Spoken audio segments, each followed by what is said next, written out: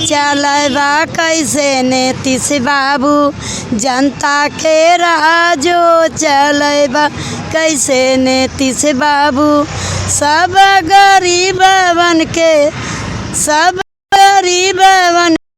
सतुओ माल हो चलबा कैसे नीतीश बाबू जनता के राजो चलबा कैसे मोदी बाबू जनता के राजो चलबा कैसे मोदी बाबू माल मैया भूल भैया लालू के सरकार के माल भैया भूल भैया लालू के सरकार के इंडी भिंडी बोला के रख दे में चल पतलो सरकार के इंडी भिंडी बोला के रख दे में चल पतलो सरकार के माल मैया भूल भैया लालू के सरकार के लाल भैया मूल भैया लालू के सरकार के इंडी भिंडी बोला के रख दे में चल पतलो सरकार के। अब अगला वक्ता के तौर पर राष्ट्रीय जनता दल राज्य परिषद के सदस्य राष्ट्रीय जनता दल के वरिष्ठ नेता आदरणीय श्री नंदकिशोर चाचा जी को मैं चाहूँगा आज और हम लोग को अपने भाषण के माध्यम से कुछ शिक्षा देने का काम करें। सम्मानित अध्यक्ष सह राष्ट्रीय जनता दल झोंगी झुपड़ी के जिला अध्यक्ष जी, कार्यक्रम में शिरकत कर रहे थे पिछड़ा के अध्यक्ष भाई विनोद जी और झोंगी झोपड़ी प्रकोष्ठ के सभी वरिष्ठ साथीगण और माताओं बहनों, आज भोजपुर समाहरणालय पर झुंगी झोपड़ी प्रकोष्ठ के द्वारा एक दिवसीय धरना का कार्यक्रम किया जा रहा है। इसमें हमारे साथियों ने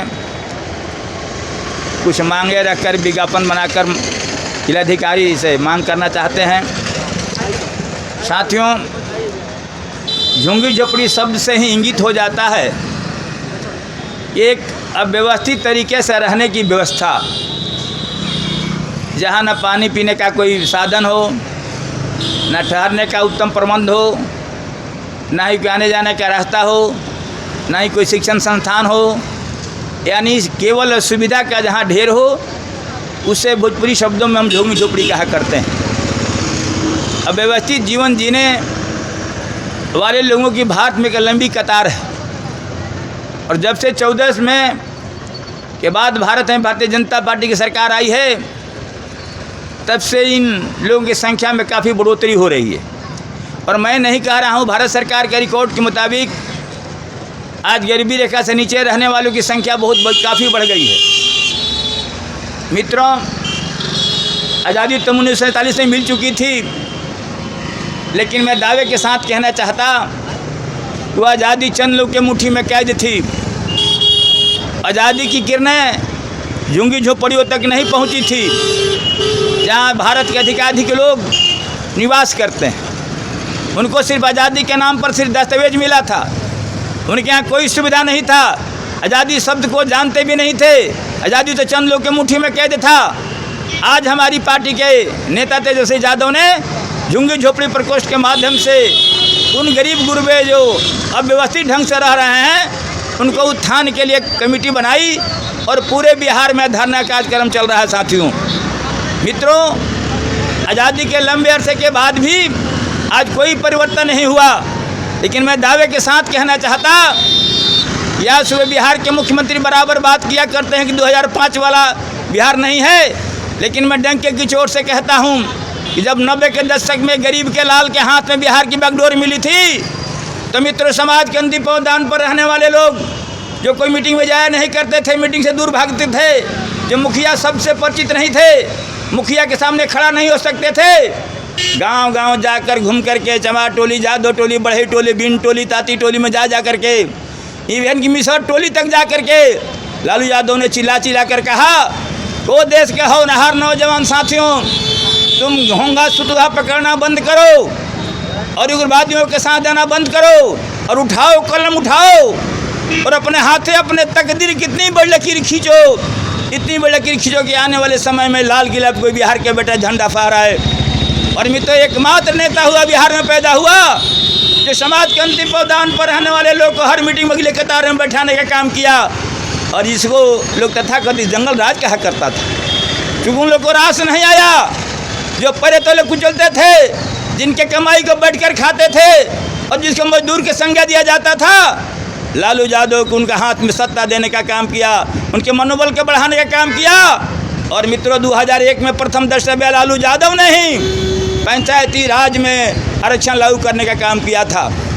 लेकिन चंद लोग को रास नहीं, हाई कोर्ट चले गए। हाई कोर्ट में कितने आपके लोग आप समझते हैं। मैं तो धरना के माध्यम से बात करना मांग करना चाहता हूँ। जिस तरह से शिक्षा में हर मने डिपार्टमेंट में आरक्षण है, उस तरह से नेपाली का भी आरक्षण होना चाहिए। जब तक नेपाली का आरक्षण नहीं होगा मित्रों, झुग्गी झोपड़ी के जीवन में कोई बदलाव नहीं आएगा। हाई कोर्ट के तहत उसको रोक दिया गया। लेकिन मैं डंके की चोट से कहता हूं कि लालू यादव अगर 5 में उनका उदय नहीं होता, राजनीति में नहीं होता, तो आज ना 20 वर्ष नीतीश कुमार मुख्यमंत्री बनते, नहीं राबड़ी देवी मुख्यमंत्री बनती, आज चिराग पासवान मुख्यमंत्री बनने के सपना नहीं देखते, आज उपेंद्र कुशवाहा सपना नहीं देखते, आज जीताराम मांझी मुख्यमंत्री नहीं बनते। मित्रों, आप याद करो 2005 के पहले कोई झाई आता था तो कोई पंडित आता था, कोई तिवारी आता था, कोई सोचता भी नहीं था कि मुख्यमंत्री बनेगा। आज मैं कहता हूं कि मुख्यमंत्री बने हैं नीतीश कुमार जी, तो लालू यादव की खेती है। लालू यादव जो ने खेती किया, उस खेती के पगडंडी पर नीतीश कुमार आज 20 वर्ष से राज कर रहे हैं। और आने वाली पीढ़ी, आने वाले समय में भी कोई अति पिछड़ा के बेटा, SC का बेटा राज करेगा। ये अगर कोई किसी ने दिया तो सिर्फ लालू यादव ने दिया।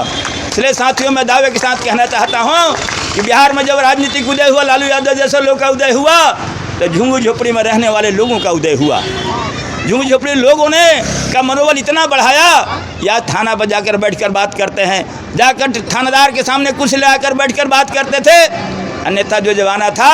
लेकिन मित्रों, मैं कहना चाहता हूँ, हम लोग किसान हैं, साल भर गेहूं मन करे इसको देखते हैं, खेत कर मार देते हैं, लेकिन सिर्फ पंचमी के दिन लावा दूध पिलाते हैं, उसको मजबूत कर देते हैं।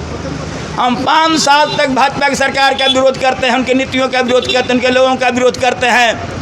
जब चुनाव आता है फिर उनके झांसे में पड़ जाते हैं। वह शिवरात्रि का रात, जिस दिन सर्व को दूध पिलाया जाता है, वो चुनाव का दिन होता है, पुनः मुहर लगा देते हैं और 5 वर्ष गलियाते रहते हैं, पछताते रहते हैं। उस दिन को पहचानना होगा साथियों। आज आप देख रहे हैं कि पहलगाम में क्या हुआ। अब इसके पहले चुनाव आया था तो पहलगाम में क्या जो हुआ था, कितने साथी मारे गए थे CRPF के। मुझे तो संदेह हो रहा है कि शायद उस घटना की पुनरावृत्ति भी नहीं हो जाए। लेकिन साथियों, कोई अपराधी होता, हमें किसी जात बिरादरी से उसका तुलना नहीं करता, कि संप्रदाय तुलना नहीं करता। अपराधी होता है। हर हाल में अपराधी को कड़ी से कड़ी सजाएं मिलना चाहिए। आज पहलगांव का घटना है, हमारे यहाँ तो गाँव में घटना घटी है। एक बहसी आदमी ने 7 लोगों गोलियों से भून दिया। एक टीम आई थी पटना से, राष्ट्रीय जनता दल की, मैं भी उस टीम में शामिल था और DIG साहब संजोग से थे, SP साहब भी थे। हम लोगों ने कहा कि एक तरफा गोली चलाया गया है, लेकिन मोदी मीडिया के लोगों ने कहा था कि नहीं, गोली दोनों तरफ से चलाया गया है। मैं निवेदन किया DIG साहब से कि साहब, दोनों तरफ से गोली चलाई जाती तो जो लड़का इस तरह के मारा गया है, वो लोग 5 साल के 2 साल के बच्चा को लेकर गोली चलाने के लिए नहीं जाता। यह स्पष्ट होता है कि नहीं, गोली एक तरफा चलाई गई है। दूसरी बात है कि गोली चलाने वाला जो मुखबिर था बबलू सिंह, घटना के 1 मिनट के बाद थाना प्रभारी से बात करता है। क्या यह सिद्ध नहीं करता है कि जो घटना हुई सत्ता संरक्षित है? लेकिन आज तक बबलू सिंह का अरेस्ट नहीं हुआ। यह बात सिद्ध करता है कि चुनाव के पहले गरीब गुरबे की आवाज़ को दबाया जाता है। साथियों, मैं जनता दल, राष्ट्रीय जनता दल के साथियों से कहना चाहता हूँ कि लड़ाई और अधिकार पाने के लिए हमेशा आगे बढ़ता रहना चाहिए, परवाह नहीं करना चाहिए। और राजनीति करने वाला का एक कदम सदैव जेल में रहता है, उसकी परवाह नहीं करना चाहिए। जब मित्र चाहते हो कि तेजस्वी राज मुख्यमंत्री बने, तेजस्वी का झंडा लहराए, तो निस्संदेह अंधेरी रात में चांदी मन के चमकना सीखना होगा। और आज है देश पर अस्मत के सवाल, आज है माँ बहन बेटियों के आबरू के सवाल, आज है झुग्गी झोपड़ी के व्यक्तियों के आबरू के सवाल। तो सर पर कफन बांध कर निकलना सीखो।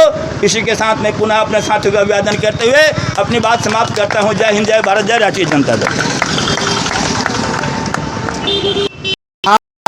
खूंटा ठोक कर खड़े तेजस्वी यादव खड़े हैं। ये आपका यदि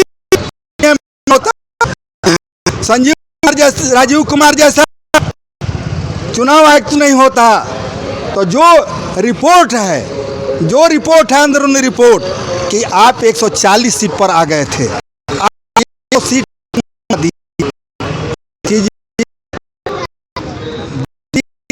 है तो बना कर रखे हैं चुनाव आयोग को, उसको भी एक दिन रोड पर आना पड़ेगा। इसलिए मैं माँ बहनों से कहूँगा, हे माँ, तुम अपने असली दुश्मन को पहचानो। सामंत हमेशा सामंत रहेगा, एक आकर भले गिड़गिड़ाएगा आपके पास, लेकिन 99% सामंत रहेगा। लेकिन पिछड़ा दलित वर्ग का, अल्पसंख्यक वर्ग का एक सामंत होगा और 99% आपके हक में, आपके हकूक के लिए लड़ेगा, वो लड़ेगा।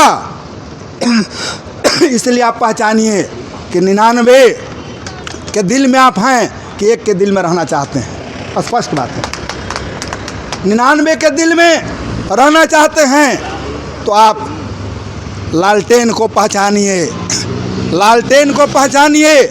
और नहीं तो राष्ट्रीय स्तर पर आप देख रहे हैं इन्हीं माँ बहनों को पढ़ाने के लिए महात्मा फूले ने स्कूल खोला था, और केवल ब्राह्मणों का भावनाहत हुआ है, और वो सिनेमा बंद हो गया, अभी तक डब्बा में बंद है। क्या कहा था उन्होंने? इन्हीं माँ बहनों की शिक्षा के लिए वो लड़े। और एक ब्राह्मण समाज जिसका अभी आरएसएस का जो प्रमुख है वो उसी उपजाति से हैं, ब्राह्मण समाज क्या किया? उन पर गंदा कीचड़ से लेकर के, अंडा से लेकर के सड़ा हुआ सब्जी तक फेंका। लेकिन एक वीर पुरुष थे। मैं समझता हूँ कि इस आज़ाद हिंदुस्तान में यदि अपने सारे अरमानों को, सारे ख्वाबों को तिलांजलि दे करके महात्मा फूले, सावित्रीबाई फूले, बाबा साहब अम्बेडकर के बाद कोई लड़ाई लड़ रहा है तो हैं आदरणीय लालू प्रसाद यादव जी। इसके बाद हमें कोई नहीं दिखाई पड़ा कि कभी घुटना टेका हो। इन माँ बहनों, आप ही लोग के भरोसे उन्होंने घुटना टेकने का काम नहीं किया। उनके दिल में न कोई मुसहर है, न चमार है, न दुसाद है, न कोई है, न मुस्लिम है, न बैकवर्ड मुस्लिम है, न फॉरवर्ड मुस्लिम है। उनके दिमाग में बस एक है कि आप मानव हैं, आपका हक मारा है, उस हक के लिए हम लड़ेंगे। नीतीश कुमार जी कहते हैं कि 2005 के पहले बिहार में कुछ था जी, कुछ हलवा जी, कुछ ना हलवा, तो आप इंजीनियरिंग कैसे कर गए थे? मैं पूछना चाहता हूँ नीतीश कुमार से कि आप इंजीनियर कैसे बन गए थे जब बिहार में कुछ नहीं था? तो आपको इंजीनियर कौन बनाया? कोई टीचर कहाँ का आया बनाने का? अमेरिका का, फ्रांस का, जर्मनी का, कहाँ से आया? बिहार का ही टीचर आपको इंजीनियर बनाया है। ये रोड भी था, ये कलेक्ट्रेट भी था, सचिवालय भी था और हाई कोर्ट भी था।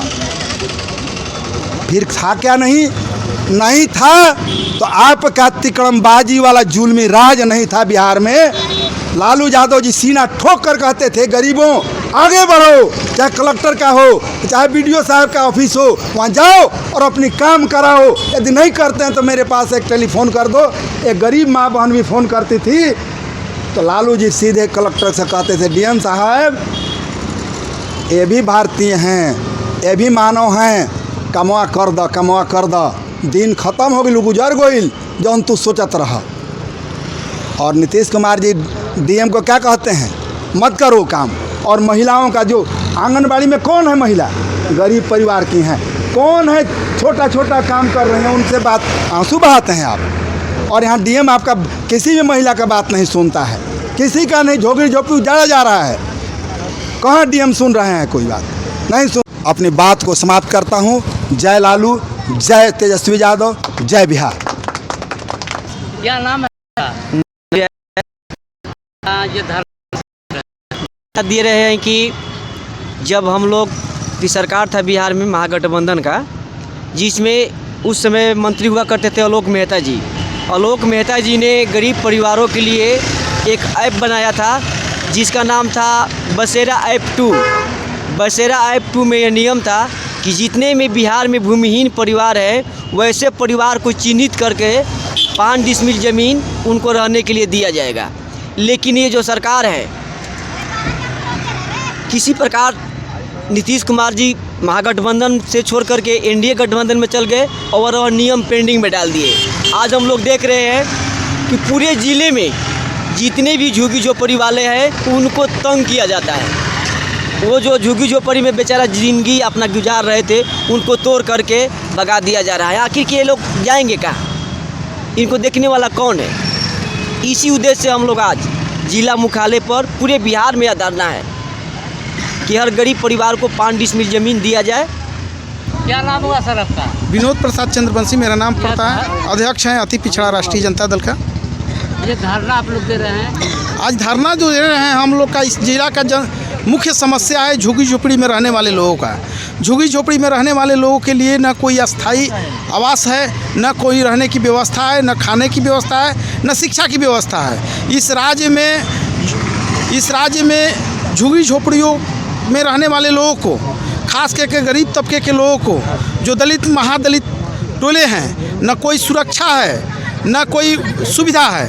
आप कुछ दिन पहले सुने होंगे कि कोइलवर प्रखंड के गिधा थाना जो है वहाँ एक पचैना गांव है, वहाँ से झुग्गी झोपड़ी में रहने वाले मुसार समाज की एक बच्चे का अपहरण कर लिया गया और आज तक उसकी बरामदगी नहीं हो पाई। तो इस तरह की झुग्गी झोपड़ी में रहने वाले लोगों की हालत है। न कोई सुविधा है, न कोई सुरक्षा है, न कोई इंतजाम है। झुग्गी झोपड़ी में रहने वाले लोगों को अभी तक आपका आधार कार्ड नहीं बन पाया है, न कोई उनकी सुख सुविधा मिल पा रही है। इंदिरा आवास के नाम पर 1000, 2000, 5000 रुपया लिया जा रहा है, उसके बाद उसकी सूची में नाम जोड़ी जा रही है। जो झुग्गी झोपड़ी में रहने वाले लोग हैं वो किस तरह से अपना जीविकोपार्जन कर रहे हैं, लड़कियों को पढ़ाने पे मजबूर हैं और उसके पास पैसा न है न उसका आवास बन पा रहा है। तो ये सारी समस्या हैं। इस सारी समस्याओं को लेकर के राष्ट्रीय जनता दल की एक झुग्गी झोपड़ी प्रकोष्ठ है। उन प्रकोष्ठों ने आज पूरा बिहार के हर जिला मुख्यालय में धरना देने का उन्होंने काम किया है और ये धरना के माध्यम से राज्यपाल महोदय के पास हम लोग ज्ञापन देंगे डीएम जिलाधिकारी के द्वारा, और ताकि हमारी जो समस्या है वो उन लोगों की जो समस्या है झुग्गी झोपड़ियों में रहने वाले लोगों की, जो गरीब तबके के लोग हैं, हम राष्ट्रीय जनता दल उसके लिए लड़ाई लड़ा है। 1990 के बाद राष्ट्रीय अध्यक्ष लालू प्रसाद यादव जी के नेतृत्व में उनके मुख्यमंत्री तो काल में जो सुविधाएं उन्होंने लालू प्रसाद यादव जी ने दिया है आज तक नहीं मिला। आज भी गांव में देखते होंगे उनका बनाया हुआ इंदिरा आवास आज भी उनका खड़ा है और उसी इंदिरा आवास में वे गरीब लोग रहते हैं। और आज उनका जो 25-30 बरस हो गया वो घर चू रहा है, पानी से बरसातों में रहने की कोई व्यवस्था नहीं है। उस समय की जनसंख्या बहुत कम थी, आज की जनसंख्या बहुत काफ़ी बढ़ गया। उसके अनुसार तिगुना चौगुना इंदिरा आवास बननी चाहिए जो नहीं। मेरा नाम ओम प्रकाश मुन्ना हुआ। मैं राष्ट्रीय जनता दल का बिहार प्रदेश का अति पिछड़ा का उपाध्यक्ष हूँ। आज जो धरना जो दिया जा रहा है वो पूरे प्रदेश में, हमारे प्रदेश से हमारे नेताओं का आला कमान का ऐसा निर्देश है कि जितने भी झुग्गी झोपड़ी वाले लोग हैं उनको बिहार सरकार झुग्गी झोपड़ी तोड़कर उनको रोड पर लाने का काम कर रही है। इसलिए हम लोग आज धरने पर बैठे हैं। आप ही बताइए कि वो गरीब आदमी जो रोड के किनारे या कहीं खाली स्थान पर अपना रैन बसेरा बसा के वो रह रहा है और सरकार को ज़मीन देना चाहिए, उन लोग को पक्का मकान बना के देना चाहिए, तो बेचारा एगो फूस की झोपड़ी लगा के रह रहा है। उसको भी नीतीश कुमार की सरकार और भाजपा की सरकार उजाड़ने का काम कर रही है। और मोदी जी जो हैं वो कहते हैं कि हम गरीब का बेटा अति पिछड़ा का बेटा है, और गरीब का अति पिछड़ा का बेटा रोड पर रहता है, उसका भी घर मकान उजाड़ने का काम कर रहा है। मैं एक बात स्पष्ट शब्दों में कह देना चाहता हूँ, तुगलक भारत में एक तुगलक ऐसा शासक था जो कि सनकी मिजाज का था, और वो क्या किया कि तुगलकी फरमान के लिए वो पूरे इतिहास में प्रसिद्ध है। लेकिन उससे ज़्यादा प्रसिद्धि हमारे माननीय प्रधानमंत्री जी की है, जिन्होंने उसका हिम्मत नहीं किया कि कफन पर टैक्स लगाने का काम करे, लेकिन प्रधानमंत्री नरेंद्र मोदी जी ने कफन पर भी टैक्स लगाने का, जो गरीबों का कफन उड़ाया जाता है मरने के बाद, उस पर भी कफन पर टैक्स लगाने का काम किया। इससे बड़ी बात सर्वनाक कुछ नहीं हो सकती है। इसलिए हम लोग धरना के माध्यम से यह पर सरकार को, बिहार सरकार को, केंद्र सरकार को बताने का हम लोग काम करेंगे और इसके बाद हम लोग डीएम साहब को ज्ञापन देंगे और जितना भी गरमजरुआ ज़मीन है भोजपुर ज़िला में या बिहार में, वो गरमजरुआ ज़मीन को इन गरीबों को झुग्गी झोपड़ी बसाने का काम करें। और यही चंद बातों से मैं कहकर अपना विचार समाप्त करता हूँ। जय हिंद। नाम बोल दें। ओम प्रकाश मुन्ना मेरा नाम हुआ, प्रदेश उपाध्यक्ष है अति पिछड़ा समाज। क्या नाम हुआ? मेरा नाम राम बाबू कुशवाहा जी, भोला जी। हम लोग 3 डिसमिल जो ज़मीन मांग कर रहे हैं, तो ये गरीब को ये मिलना चाहिए। और हम इस वाणी को जो है ना, इस यहाँ से लेकर के हम लोग सदन तक हम पहुँचाने का काम करेंगे। और अभी जो समस्या जो है, जो नहर के किनारे जो जितने लोग बसे हैं, अभी तत्काल सरकार उसको जो है इंतज़ाम करे। वो गरीब बेचारा पानी के बरसात में के दिनों में टप टप उसके घर में पानी चू रहा है, और जो है घामा में वो तड़प तड़प के मर रहा है। उसको कोई देखने वाला नहीं है। जो कि सरकार जो है इसको तत्काल ध्यान दे कि वो अगर जाए तो कहाँ जाए। मैं अपने वाणी को वापस लेता हूँ। राहुल का नाम बा? बोलो का नाम बा? मीना। का कहानी बा? अरे हमार घर दुआर नहीं खे, हम रोडे पर सुततानी, रोडे पर रहतानी। घर दुआर चाहिए। और पुलिस दरोगा लोग सुतलो में को लोग भगा देता है, कहता है कि भागो यहाँ से, नहीं रहना है। तो हम गरीब आदमी कहाँ जाएंगे? मेरा घर दुआर है ये नहीं है तो कहाँ हम जाएंगे, कहाँ रहेंगे? बाल बच्चा घामा में मर रहा है, भूखे प्यास से, कोई पूछने वाला नहीं है। रमने मैदान में रहते हैं, रमने मैदान में सोते हैं। घर दुआर नहीं है भैया हमको रहने का। इसीलिए हम दुख से, हम आँख नहीं है, आँख से अंधे हैं भी, नहीं लगता है मुस्मात होए। 30 बरस मर्द को मरदे हुए हमारा नहीं बना विधवा पेंशन। जब हम